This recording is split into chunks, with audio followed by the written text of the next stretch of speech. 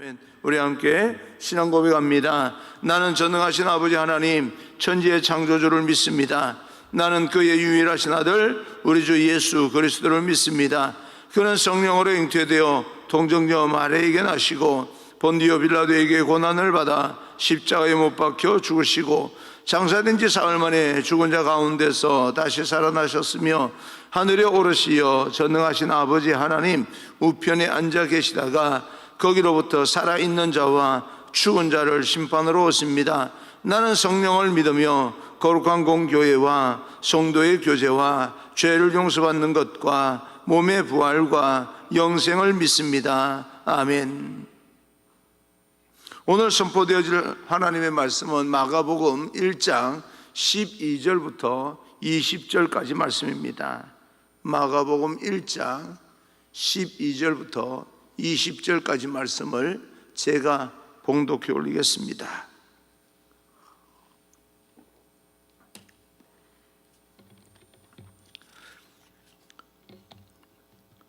성령이 곧 예수를 광야로 몰아내신지라 광야에서 40일을 계시면서 사탄에게 시험을 받으시며 들짐승과 함께 계시니 천사들이 수종 들더라. 요한이 잡힌 후 예수께서 갈릴리에 오셔서 하나님의 복음을 전파하여 이르시되 때가 찼고 하나님 나라가 가까이 왔으니 회개하고 복음을 믿으라 하시더라. 갈릴리 해변으로 지나가시다가 시몬과 그 형제 안드레가 바다에 그물 던지는 것을 보시니 그들은 어부라. 예수께서 이르시되 나를 따라오라. 내가 너희로 사람을 낚는 어부가 되게 하리라 하시니 곧 그물을 버려두고 따르니라. 조금 더 가시다가 세베대의 아들 야고보와 그 형제 요한을 보시니 그들도 배에 있어 그물을 깁는데 곧 부르시니 그 아버지 세베대의 품꾼들과 함께 배에 버려두고 예수를 따라가니라. 아멘. 우리 앞뒤 좌우 눈으로 인사합니다. 축복합니다. 성령 충만 행복하십시오. 인사합니다. 축복합니다. 성령 충만 행복하십시오. 광야에서 시작된 하나님의 나라라고 하는 제목으로 여러분과 함께 오늘도 하나님께서 우리에게 주시는 교훈을 듣겠습니다. 사람이 살아가면서 칭찬을 받는다는 것과 인정을 받는다는 것 대단히 기쁜 일입니다. 어떤 사람으로부터 내가 칭찬을 받고 또 그 사람으로부터 인정을 받는다. 참 대단히 좋은 일입니다. 더구나 우리는 하나님의 백성으로서 어떤 사람들이요 우리에게 정말 당신은 그리스도인이 맞습니다 라고 하는 말은 굉장한 칭찬입니다. 더없이 기쁨이 될 것입니다. 당신은 정말 목사 같습니다 라고 하는 말이 제일 큰 칭찬일 것입니다. 오늘 세례 요한에게 세례를 받으신 이 주님을 향해 하나님께서 이는 내 아들이라 내가 너를 기뻐하노라 그렇게 말씀합니다. 그 음성은 하나님과 예수님과의 관계를 확인해 줄 뿐만 아니라 예수님의 사역이 이제 누구의 일인지 말해주고 있습니다. 이 땅에서 육신의 몸을 입고 하늘의 일을 펼치시는 하나님 예수 그리스도, 그 일은 바로 하나님의 일입니다. 우리 역시 그분 앞에 나아갈 때 우리로 아바 아버지라 그렇게 부를 수 있도록 해 주시고 또 우리의 삶을 축복해 주시기까지 해 주신 그 하나님, 왜 그렇습니까? 하나님과 우리와 관계가 있기 때문에 그렇습니다. 그분은 우리 인생까지도 동행해 주십니다. 마지막까지 우리가 천국에 갈 때까지 순간순간 우리를 그런 어떤 여러 가지 어려움 가운데 내버려 두는 것이 아니라 그 과정을 통해서 하나님과 더 친밀하고 하나님을 더 신뢰하게 만들기 위한 하나님의 축복의 과정이다. 그렇게 여러분 보시고 하나님을 더 많이 의지하고 또 기도하고 하나님의 말씀에 순종함으로써 여러분 삶 가운데 하나님의 나라가 펼쳐지고 세워지게 되기를 간절히 소망합니다. 그런데 하나님이 기뻐하시는 자라라고 하는 이 음성과 함께 하나님은 성령을 통하여서 이제 예수를 광야로 가서 시험을 받게 하십니다. 12절입니다. 12절, 성령이 곧 예수를 광야로 몰아내신지라. 그리고 40일 동안 광야에서 근심하게 하신 후에 사단에게 시험을 받는 그런 어떤 장면인데, 구체적인 그런 어떤 장면들은 이제 다른 복음서에 기록되어 있습니다. 그리고 나서 예수님의 사역이 본격적으로 이제 시작이 됩니다. 우리에게 시련이 없고 시험이 없으면 좋겠지만, 우리가 살아가는 동안에 우리는 시련과 시험이 계속해서 다가오고 있습니다. 예수님께서 그 시험을 통과하셔야만 했던 것처럼 우리가 하나님의 일을 감당하기 위해서는 하나님께서 주시는 시험을 통과해야 됩니다.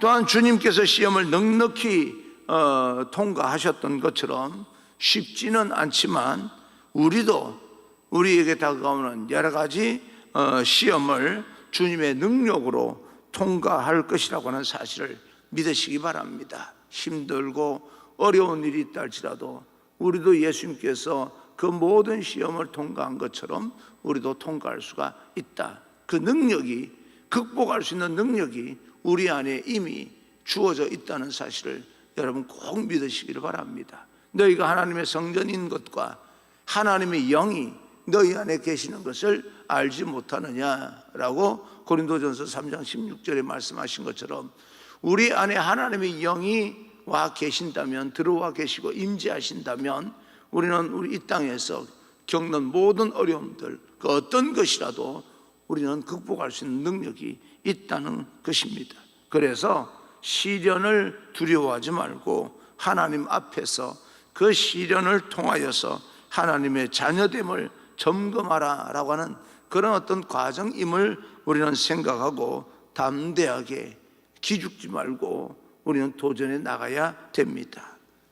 시험이 올 때 주님과 함께 통과하는 저와 여러분이 되기를 간절히 소망합니다. 15절입니다. 15절, 이르시되 때가 찼고 하나님의 나라가 가까이 왔으니 회개하고 복음을 믿으라 하시더라. 주님의 시험을 통과하고 말씀을 선포하게 됩니다. 선포라고 하는 것은 첫 말씀, 회개하라라고 하는 말씀이었고, 하나님 나라가 가까웠다 그렇게 말씀합니다. 회개하라라고 하는 것은 다른 말로 말하면 하나님을 믿으라 그 이야기입니다. 우리가 회개하라라고 이야기를 하면요, 뭐 우리가 이런 죄를 지었습니다, 저런 죄를 지었습니다 라고 말을 합니다. 근데 더 우리가 범위를 넓혀서 회개하라라고 하는 말은요, 하나님을 제대로 믿자 그 말입니다.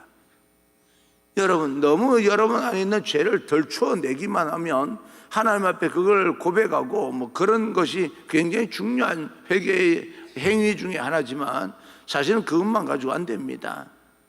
우리 하나님을 제대로 믿을 때 예수 그리스도의 보혈의 피로 우리 안에 있는 모든 죄가 다 맑게 깨끗하게 씻어 내려갔다, 깨끗해졌다라고 하는 사실도 믿어야 되는데, 이런 어떤 설교를 통해서 회개하라 그러면 매일 반복적으로 내가 잘못했습니다, 내가 잘못했습니다, 내가 잘못했습니다, 그리고 끝나는 것처럼 느껴지는 그런 이미지입니다. 여러분, 우리는 내가 잘못했다고 하나님 앞에 고백하고 나서 끝나면 안 되는 인생이에요. 하나님을 더 잘 믿어야 되는 인생입니다. 회개하라라고 하는 말은 하나님을 더 잘 믿어라라고 하는 그런 이야기입니다. 우리가 세상에 외쳐야 될 복음의 내용이 바로 회개입니다. 다른 사람들로부터 하나님을 믿게끔 만드는 거죠. 주의 바른 길로 나아가라 그 말입니다.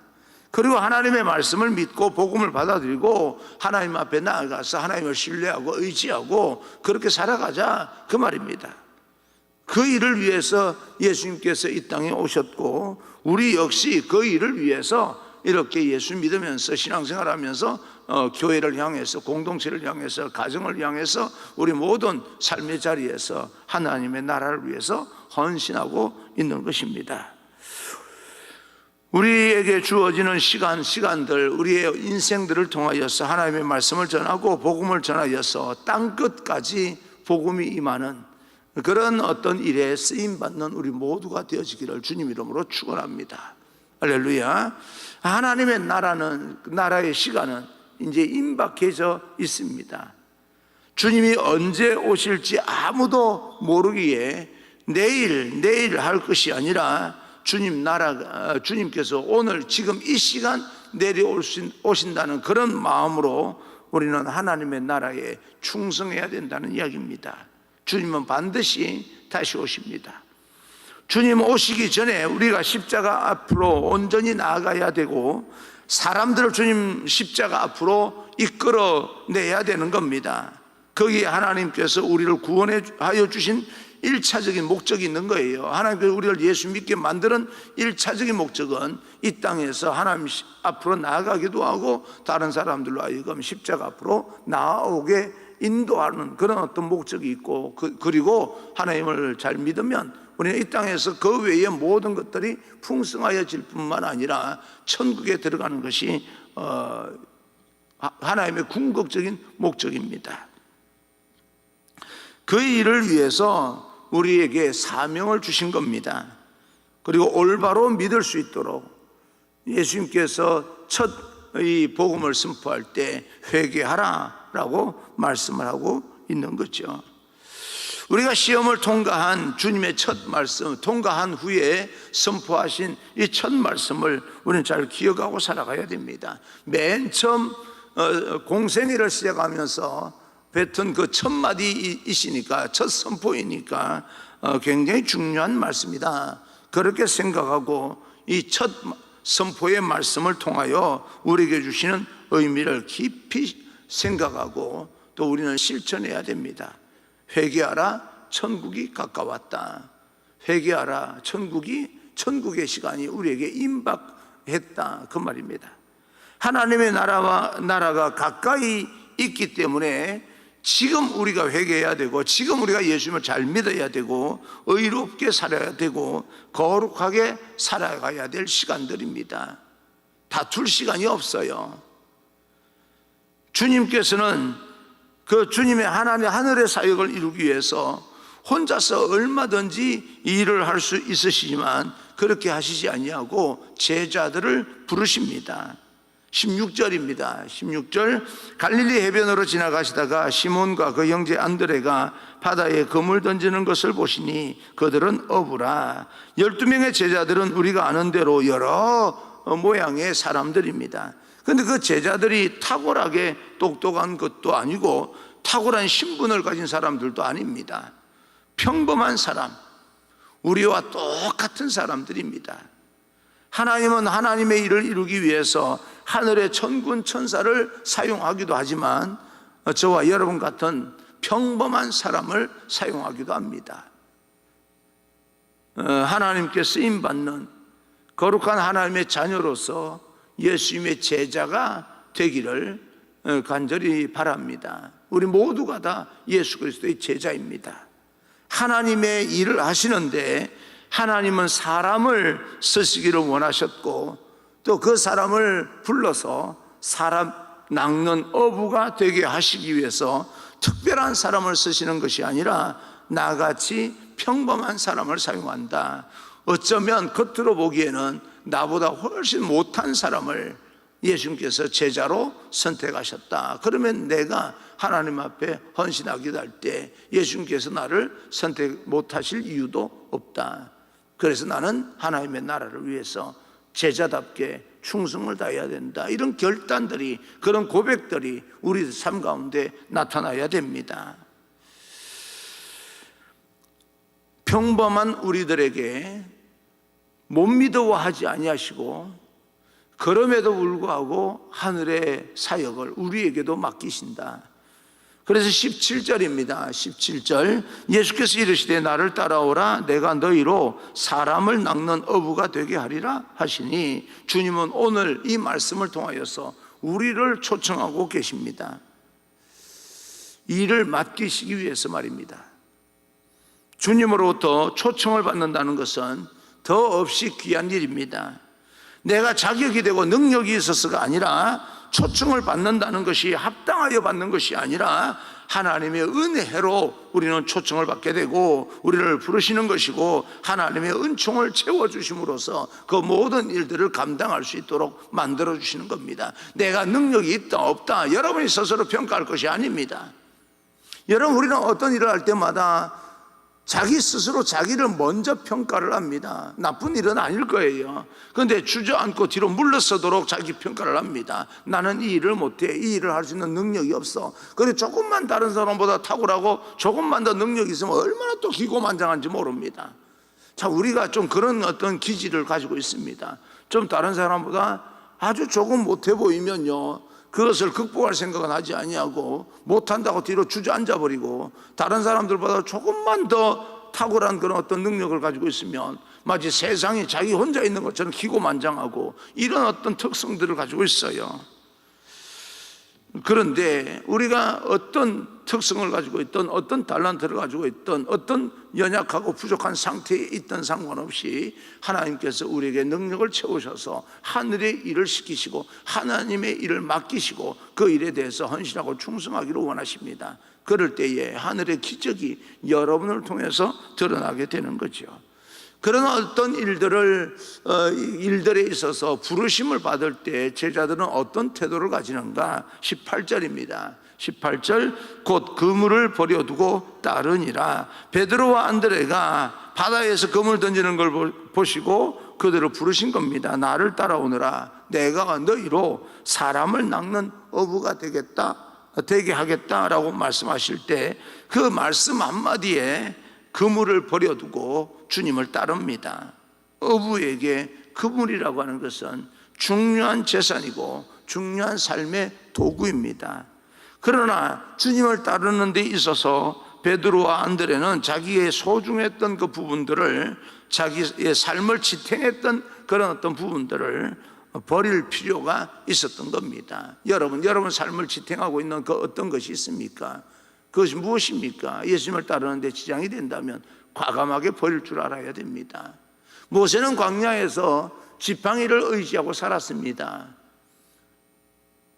지팡이로 양을 쳤고 지팡이로 들짐승들을 쫓아냈고 지팡이를 의지하고 그 미디안 광야에서 살았는데, 하나님께서 호렙산에서 모세를 만났을 때 지팡이를 던져라 라고 얘기를 합니다. 포기하라는 이야기죠. 근데 여러분, 그런데 하나님께서 다시 그 지팡이를 잡게 하심으로써 이제는 모세의 지팡이가 아니라 하나님의 지팡이로 하나님의 일을 하게 되는 겁니다. 여러분 삶을 지탱하고 있는 그 어떤 것을 여러분 과감하게 버릴 필요가 있습니다. 그러면 여러분에게 하나님께서 이 땅에서 하나님의 사명을 감당할 수 있도록 하나님의 능력으로 채우셔서 여러분 손에 또 다른 것을 채워주시는 것을 믿으셔야 됩니다. 어부이긴 어부인데 물고기를 잡는 어부가 아니라 사람을 낚는 어부가 됩니다. 중요한 포인트입니다. 그러면 그렇게 사람을 낚는 어부가 되기 위해서는 내가 내 삶을 의지하는, 나 혼자의 삶도 중요해서 의지하는 그물을 던져버리고 또 다른 그물을, 그 능력을, 하나님의 능력을 내가 입혀줘야 되는 겁니다. 그것을 예수님께서 입혀주시겠다는 그런 어떤 확신을 가지고 예수님을 그물을 버려두고 따르게 되는 겁니다. 주님은 오늘도 저와 여러분을 부르고 계시는데, 하나님은 이 시대 가운데 하나님의 나라를 증거할 제자를 부르고 있습니다. 그분의 사역을 감당할 제자, 여러분 한 사람 한 사람을 부르고 있다는 이야기입니다. 우리가 그 부르심을 들을 때 필요한 것은, 제자들이 부르심을 받을 때 자기의 소중한 것을 포기했던 것처럼 우리도 제자가 되기 위해서 내려놓아야 될 것이 있다는 것을 말해주고 있습니다. 내 손에 움켜쥐고 있는, 내가 가질 것을 다 가지고 내 손을 펴지 못하고 움켜쥐고 있어야 가질 수 있는 것처럼, 이것이 내 삶을 지키는 것처럼 느껴지는 모든 것들을 손을 펴고 포기할 줄 알아야 예수님의 제자가 되는 겁니다. 우리가 뒤를 돌아보며 주님을 쫓아갈 수는 없습니다. 하나님께서 우리를 부르십니다. 주님께서 특별히 오늘 어떤 일을 위해서 우리를 부르실 때에 우리를 제자로 부르시는 그 주님 앞에 내려놓아야 될 것이 무엇인지 살펴볼 수 있기를 간절히 소망합니다.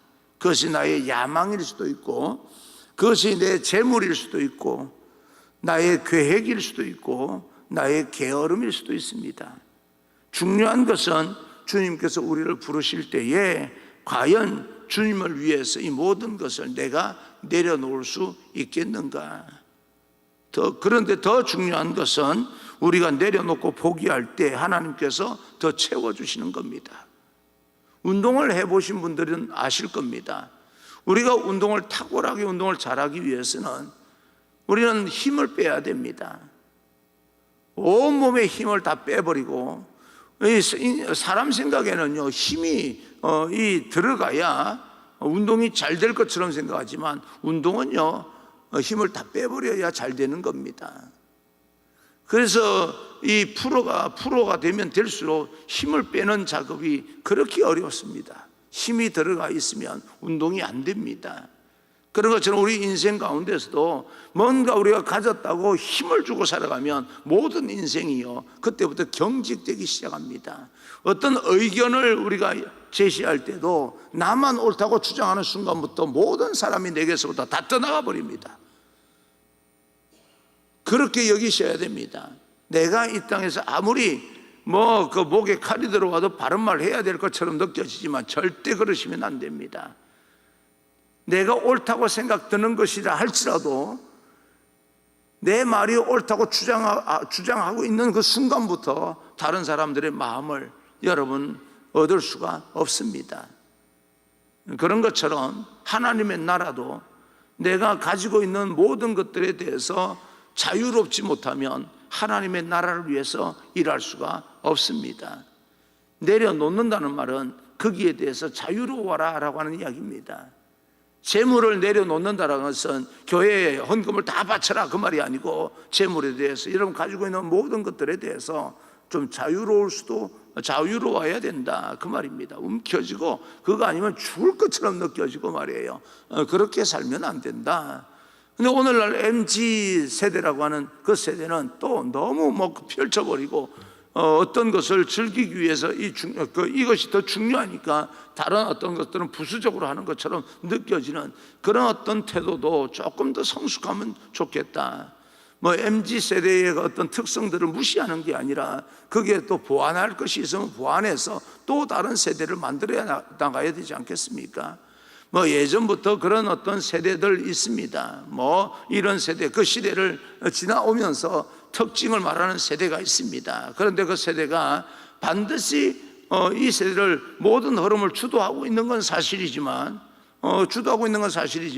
그게 다 옳다고 볼 수는 없는 거 아니겠습니까? 더 성숙해져야 된다는 이야기죠.